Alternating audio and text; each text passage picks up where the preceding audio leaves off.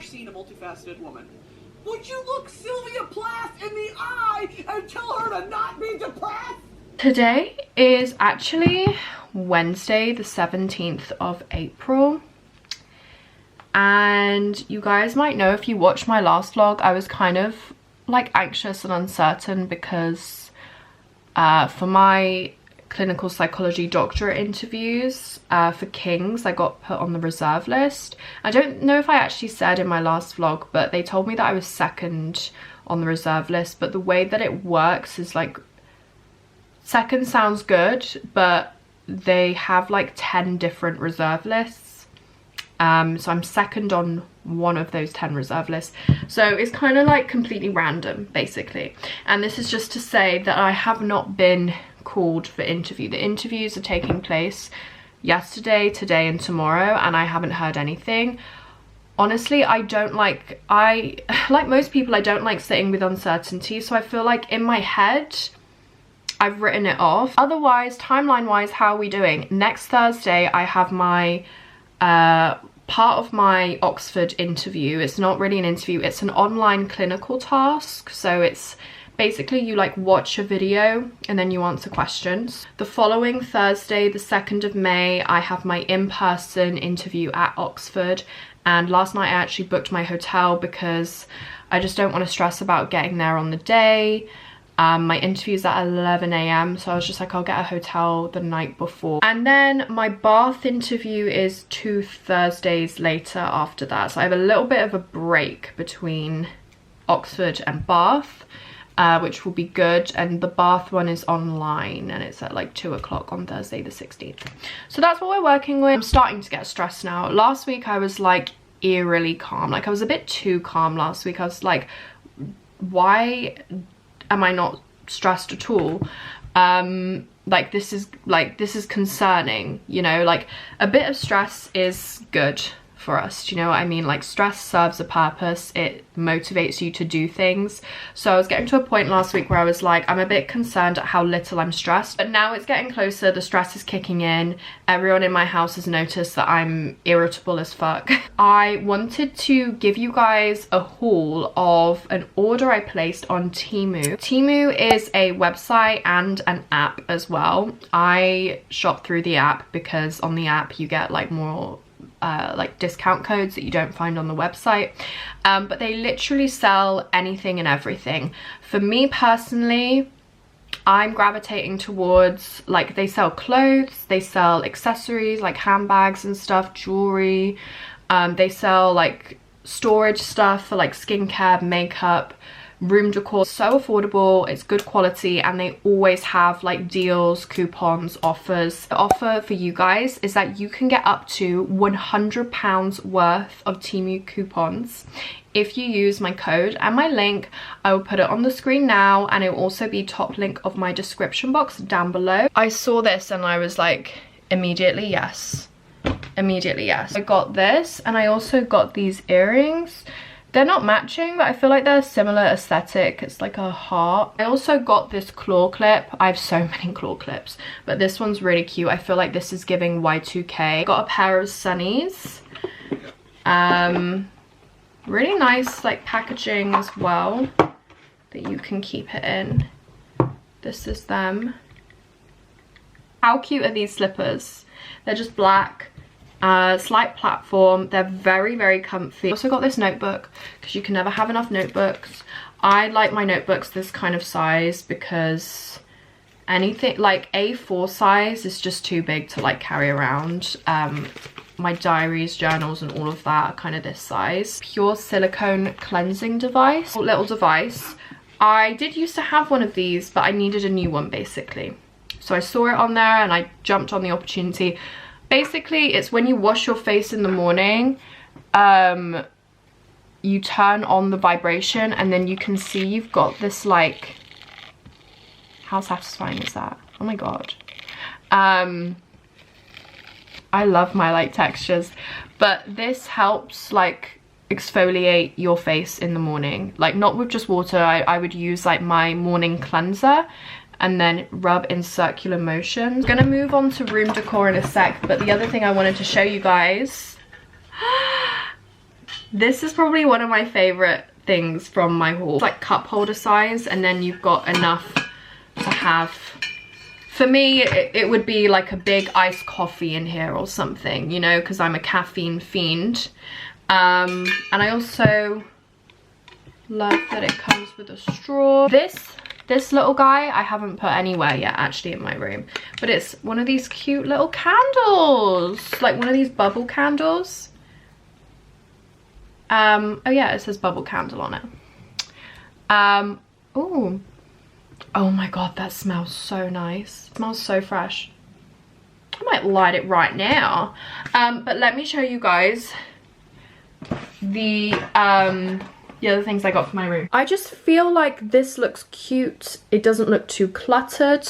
So I got this from Temu and I absolutely love it. I've been seeing this style of, what are they called? Bedside lights going around. And what I also really like about it is that it's like dimmable. And I also got this, what do you call this? My mind has gone blank. Placemat? No. Coaster. I got this coaster. The main character is that. This is so cool. And it was so easy to install as well, guys. Like, it was so easy to build. It took me like 2 minutes. And basically, I love the color. I love this green, and it also spins. And basically I've just used it to put, like, I've got skincare on the bottom tier. And all of these products before were in these drawers, but like,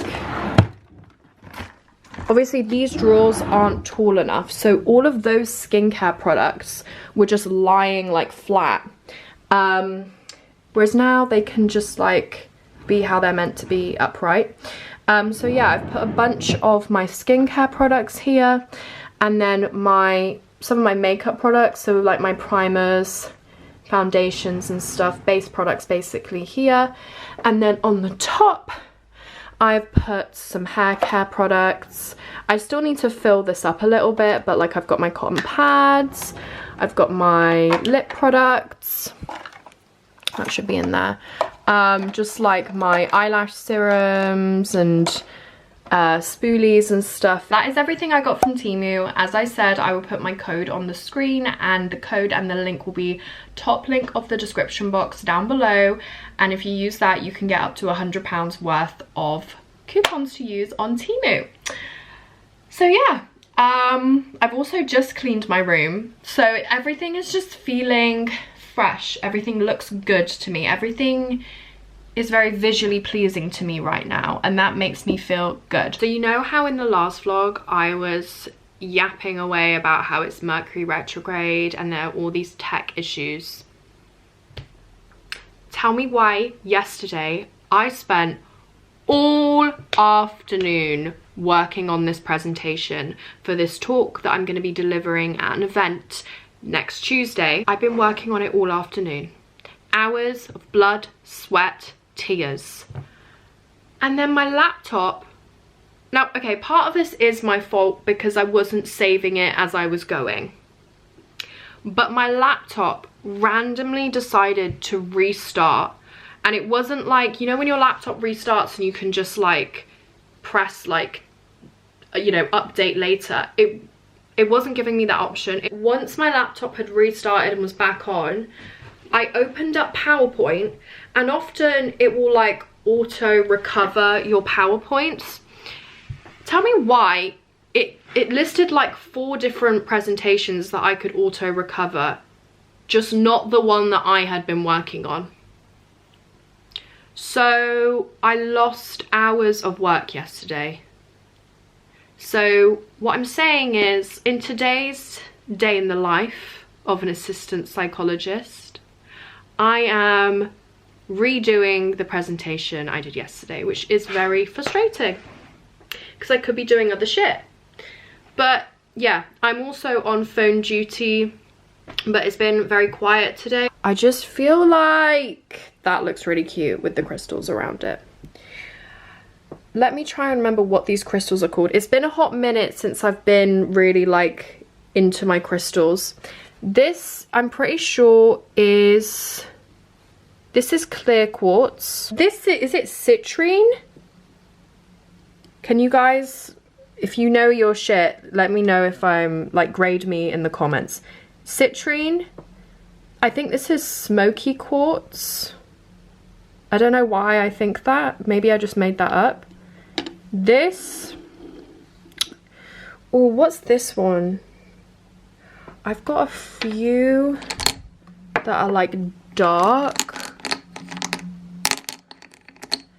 I think this might be, is it tourmaline?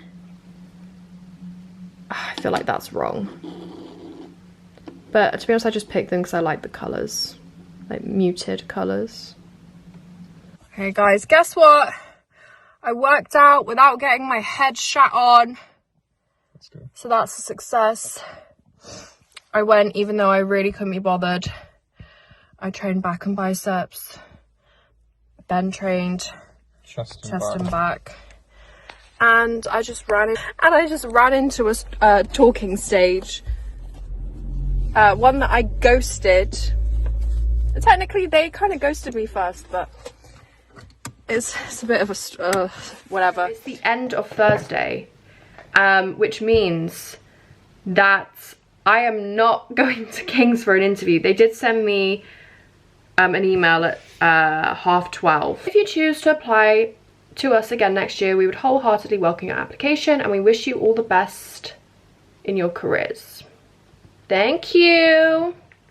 But yeah, that anxiety is now gone. Now I'm getting stressed. Now it feels real. You know, like this part of it didn't feel real. I was like, I'm not going to London, bitch. I'm not going to London.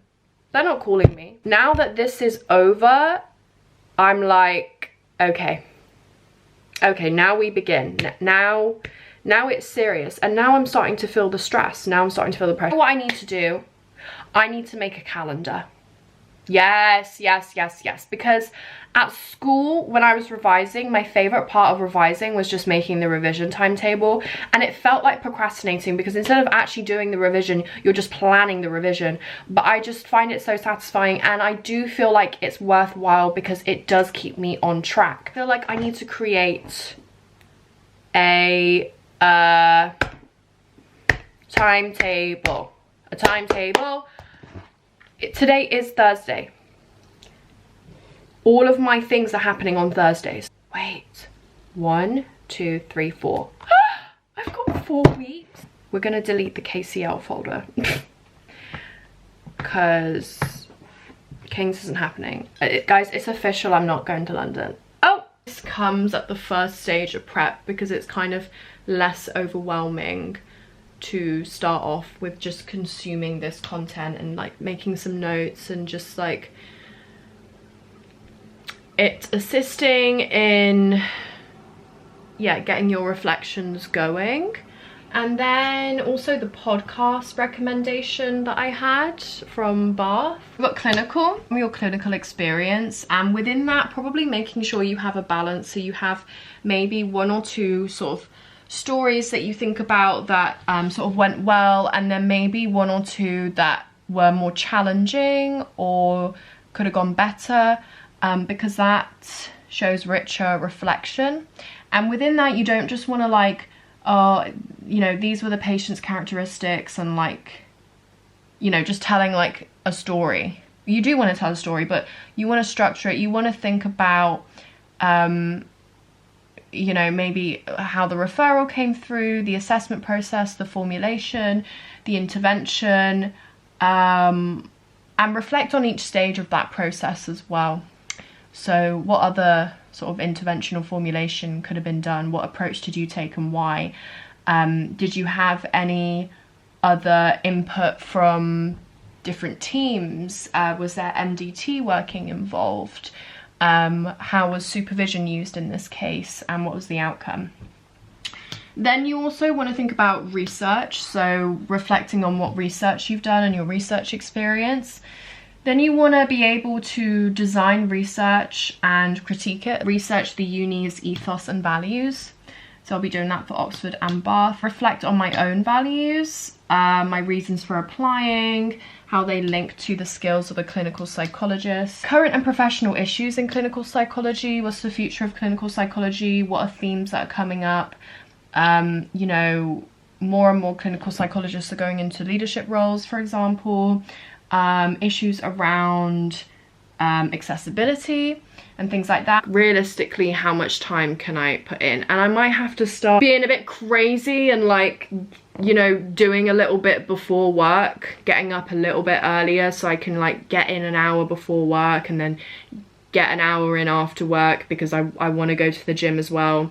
So it'll be like, okay, what can I do within 2 hours of prep today, kind of thing, you know? So I think, yeah, rather than be like, I want to do this task today, you know, I want to take this off the list today, it's more like I want to put in these hours and try and do what I can in those hours. I feel like that's a more like kind, realistic approach to this.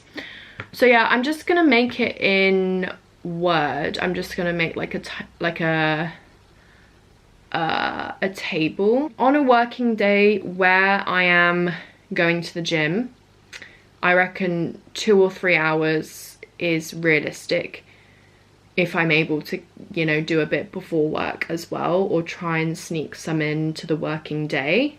But again, I don't know if that's realistic because work is really busy. Okay, so let me show you what I've done. So this is the list I made. I'm gonna keep this on the board.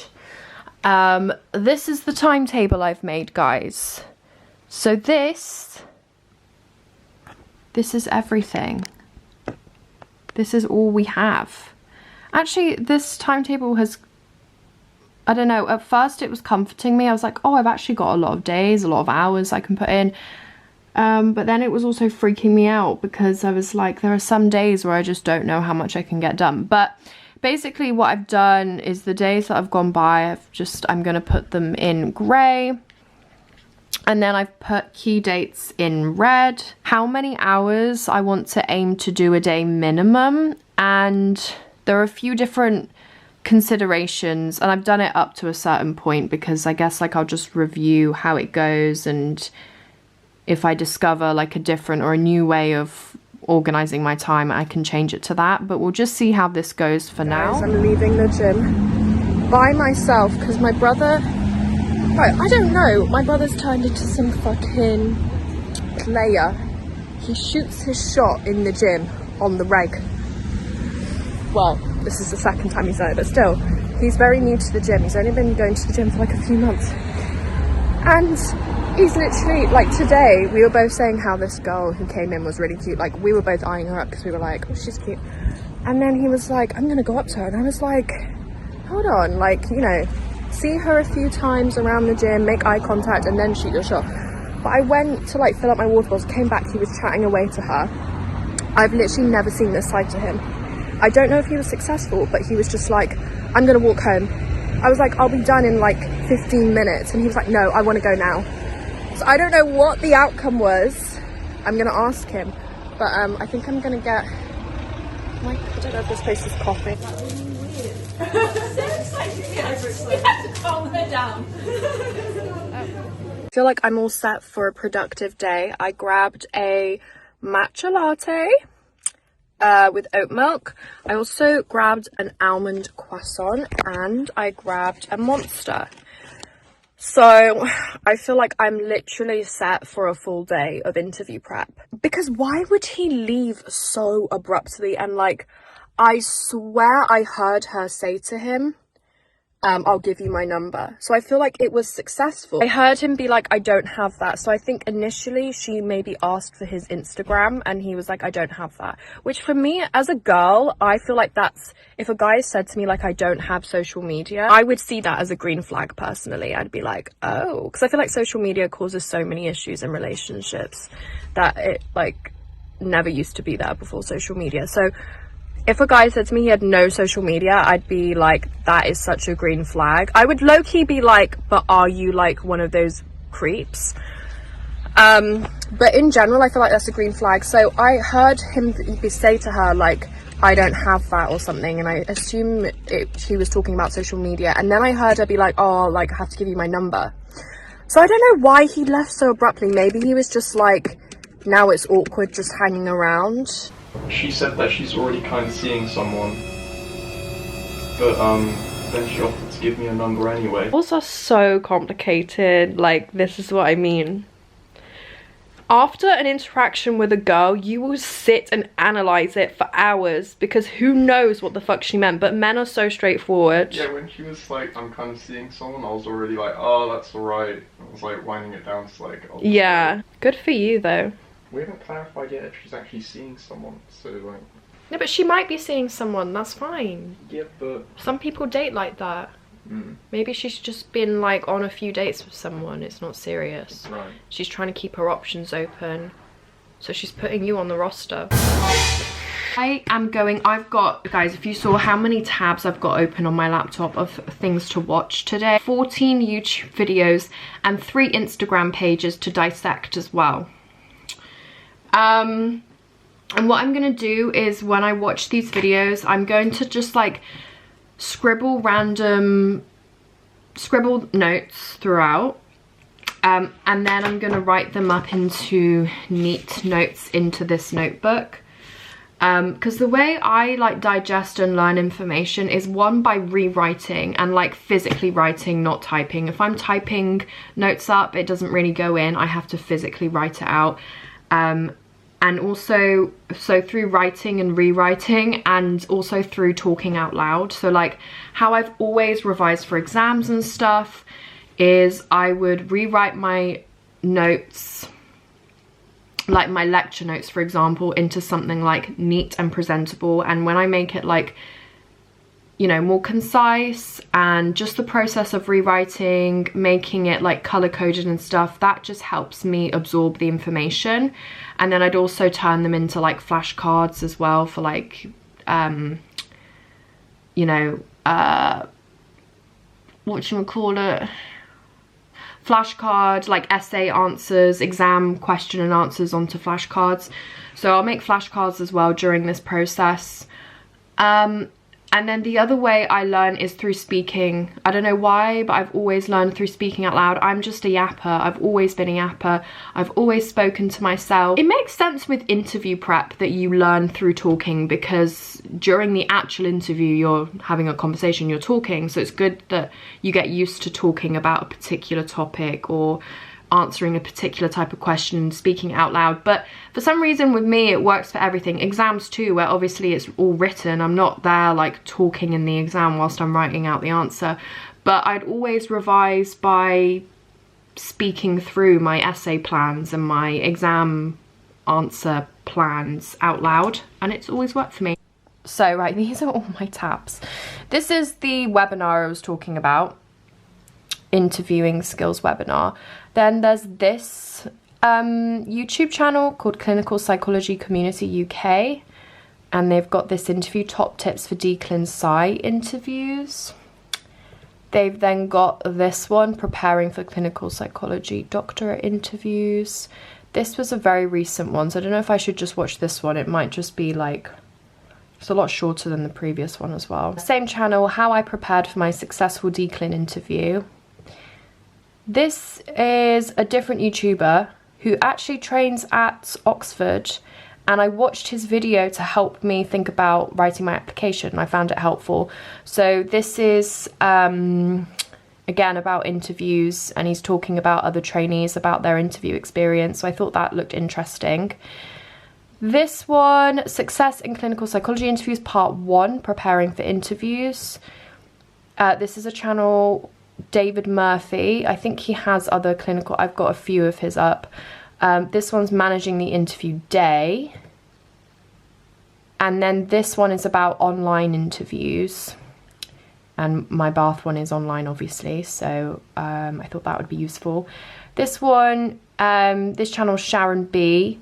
I have watched lots of her videos. I think, I'm not signed into my YouTube here, but I think I am subscribed to her on my actual account. Her channel is really helpful. I've watched a lot of her videos to help me with applying for assistant psychologist jobs, applying for the doctorate. I watched her videos to help me with my application. She's great. So this one is her experience in the interview. This one is a Q&A that she did about the interview, and this one is just how she prepared. The Oxford Psych, I've watched a few of her videos as well. I don't know if you guys recognise her, but she studies at Oxford. This is a frequently asked questions video that she did. And then the Worry People as well, why clinical psychology. This isn't actually about the interview, but I just thought that would be a helpful video to watch, because often questions do come up, or like they want you to know, they want to know why you want to do clinical psychology over like becoming a different type of therapist, basically, and what sets clinical psychology apart from other types of psychology or therapy. So I just thought this would be an interesting video for me to watch. And then this is another one by the Worry People, and it's specifically about how to prepare for the interviews. The Worry People, this is her Instagram account, and in her highlights she's got some really good content around potential interview questions and how she would approach them. Clinical Psychology Community UK, who has the YouTube videos here. She has her own Instagram page as well, and she's got some highlights around the interview. And then finally, we've got Declim with Erin. I'm not logged into my Instagram on here, but on my psychology Instagram, I think I follow Declim with Erin. Her page is really good. She made this guide that I've got about interview prep, basically to help you structure your prep, but her Instagram is really good as well. Okay guys, we are one video down. It's an hour and a half later. I watched the whole webinar, I was taking notes. Actually, I feel like it's a really useful exercise to just sit and listen to these types of videos, because parts of it did like fill me with a bit of fear, like, oh, that kind of question would be difficult to answer. But most of it was actually comforting, because whilst you're listening to these types of videos, I'm reflecting on my own experiences, and I'm like, I have actually done so much. I've learned so much. I've got some real strengths, and it's just that reminder again that like, to even be offered an interview, you're a valid candidate. Like, you've done enough. You don't need to worry that you're not good enough or that you haven't done enough. So actually it's really useful, because it starts to get you, it starts the process of you thinking and reflecting about your own experiences, how you'd answer certain types of questions.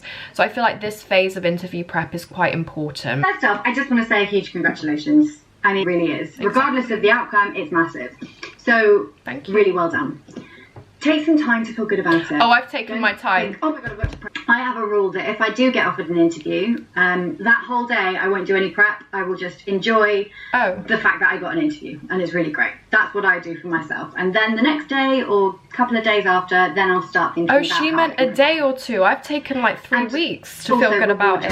Before doing this, you split it, so they might have an academic interview, they might have a clinical interview. Guys, I've just they will explain all of that 20 minutes.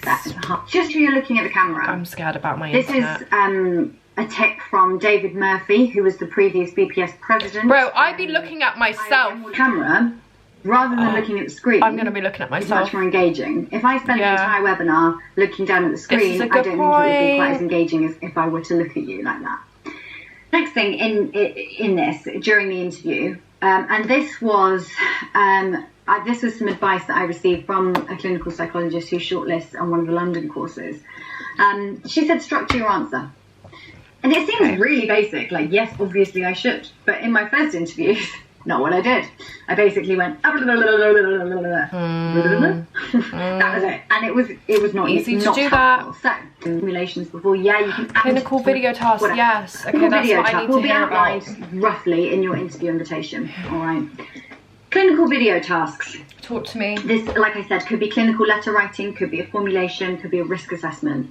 But essentially, what this is doing is finding out what your existing skill level is.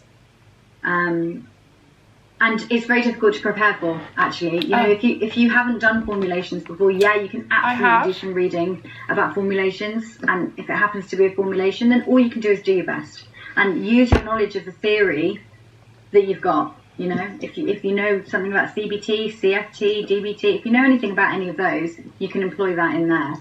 They're very difficult to prep for. We've all written clinical letters, probably. We've all done risk assessments in some. Okay, it is now 10 p.m. I have got 1, 2, 3, 4, 5, 6, 7, 8 videos to go. So I've gone through a fair few. I think the 8 that I've got left are shorter though. They're all around 15 to 20 minutes long. A lot of the information in each of the videos is very consistent with each other. It's the same consistent advice. It is helpful to hear it, and as I said, I think it just really aids in your own sort of reflection process. And I think it's a good sign that it's been a comfort to me watching these videos, because I'm like, do you know what, like, yeah, I have got this. Like, yeah, I know my shit. There's some shit I'm not as confident about, and those will be the areas that I will read up on more and focus some more of my prep on, particularly around research, designing research on the spot, critiquing research, and also making sure I've got a few papers in mind for the interviews to talk about. Because let's be real, outside of working full-time, do I do any academic reading? No, I don't. Francis Madden's channel, and he did interview tips, and it was him and like 3 other trainees at Oxford, and they did touch on the written clinical task, and they basically said there's not much you can do to prepare other than practice formulating in different formulation models. So that has actually comforted me as well, because I'm like, there's not much I can do for Thursday other than think about formulation, and I formulate a lot in my current role. That's what I do, is assessment and formulation. That is the clinical part of my current AP role. I might end this vlog here because I need to edit it for you guys. I hope you've enjoyed. Thank you guys for watching. If you enjoyed, make sure to smash the thumbs up down below, subscribe down below if you haven't already, and I will see you guys in my next video.